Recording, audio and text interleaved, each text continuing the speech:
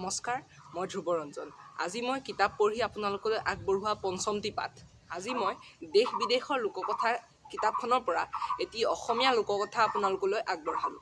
আশা কৰোঁ আপোনালোকে শুনি ভাল পাব। চকুৰ আগতেই মক্কা, অসমীয়া লোককথা। এহাল অতি ধাৰ্মিক দম্পতী আছিল। তেওঁলোকে এদিন মোল্লা এজনক দুপৰীয়াৰ সাঁজ খাবৰ বাবে নিমন্ত্ৰণ কৰিলে। মোল্লা আহিল।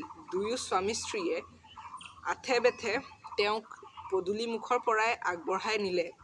ঘৰৰ দুৱাৰদলি পাৰ হৈ মোল্লাই খঙতে চিঞৰি চিঞৰি ক'বলৈ ধৰিলে, "ওলা, এই মুহূৰ্ততে ওলাই যা। যাবলৈ কৈছোঁ নহয়।" আলহীৰ কথা শুনি গৃহস্থই থতমত খালে। তেওঁ তেনেদৰে চিঞৰিছে কিয় সোধাত ক'লে, "মক্কাৰ পবিত্ৰ কাবাৰ ভিতৰত কুকুৰ এটা সোমাইছিল।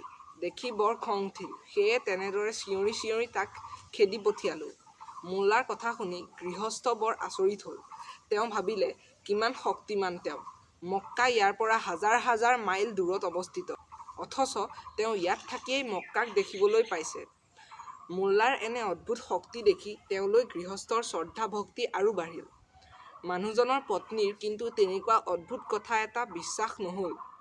তেওঁ এগৰাকী অতি ভক্তিমতী নাৰীয়েই, কিন্তু গিৰীয়েকৰ দৰে অন্ধবিশ্বাসী আৰু বুদ্ধিহীনা নহয়। তেওঁ মুখেৰে হা না একো নামাতি ভাত দিয়াত ব্যস্ত হৈ পৰিল। সকলো খাবলৈ বহিল।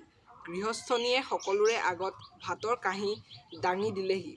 সকলোকে তেওঁ আঞ্জা দিলে। মোল্লাৰ কাঁহীতো দিলে, কিন্তু সকলোবোৰ আঞ্জা তেওঁ ভাতৰ তলতহে সুমুৱাই দিলে। খাবলৈ বহি মোল্লা হতভম্ব। সকলোৰে কাঁহীত তৰকাৰী দিছে, মাত্ৰ তেওঁকহে দিয়া নাই। তেওঁ ইফালে সিফালে চাবলৈ ধৰা দেখি গৃহস্থনীয়ে সুধিলে, "আপোনাক কিবা লাগিব নেকি?" মোল্লাই ক'লে, "মোৰ পাতত দেখোন আঞ্জা তৰকাৰী একোৱেই দিয়া নাই। খাম কিহেৰে?" গৃহস্থনীয়ে উত্তৰ দিলে, "কি আচৰিত কথা! আপুনি দেখোন হাজাৰ হাজাৰ মাইল দূৰত থাকিও মক্কাৰ কাবা দেখা পায়, অথচ ভাতৰ তলত কি আছে দেখা নাইনে?" এই কথা শুনি মোল্লাৰ অৱস্থা কি হৈছিল সেয়া কোৱাৰ প্ৰয়োজন নিশ্চয় নাই। এই সাধুটোৰ পৰা আমি এয়াই শিক্ষা পালোঁ যে আমি নিজকে প্ৰভাৱশালী বুলি চিনাকি দিবলৈ মিছাৰ আশ্ৰয় কেতিয়াও ল'ব নালাগে। ধন্যবাদ।